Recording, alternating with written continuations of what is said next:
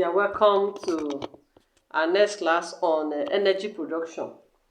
So, many steps of carbohydrate metabolism allow the cells to access energy and store it more transiently in ATP. So, of course, when you consume your food, when you eat your food, it is not being used in the body as glucose per se. So, that glucose is being converted to energy, which is a form of ATP.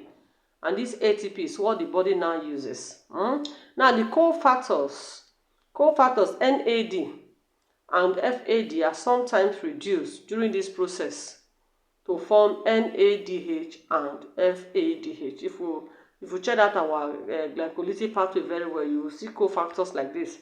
Now, which drive the creation of ATP in other processes.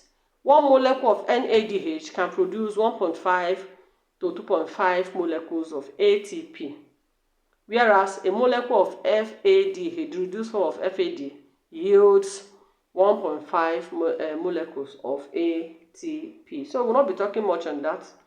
Then we'll move to the hormonal regulation of glucose. Of course, now glucose regulation is the maintenance of steady levels of glucose in the body. Glucose regulation, maintenance of steady levels of glucose in the body, and two hormones are majorly being involved. We have the insulin and the glucagon.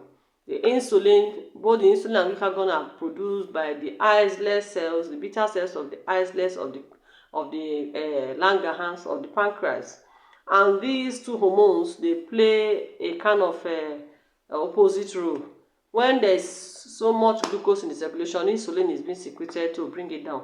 And when there's reduced glucose in circulation, glucagon comes into play to ensure that it converts glucose from other sources of carbohydrates or non-carbohydrate like fats, etc., to give us glucose so that the body will have energy to do work. Now look at carbohydrate as storage. So carbohydrates are typically stored as long polymers of glucose molecules with glycosidic bonds for structural support. Example of these carbohydrates, we have the chitin, we have the cellulose, or for energy storage in form of glycogen or starch.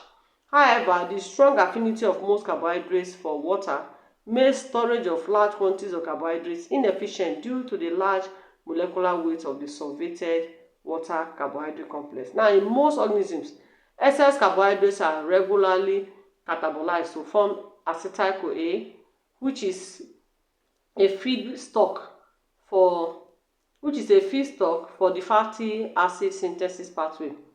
Fatty acids, triglycerides, and other lipids are commonly used for long-term energy storage. Okay, so the hydrophobic character of lipids makes them a much more compact form of energy storage than hydrophilic carbohydrates. So energy can be gotten from both glucose, which is a carbohydrate, and even a non-glucose, the fatty acids.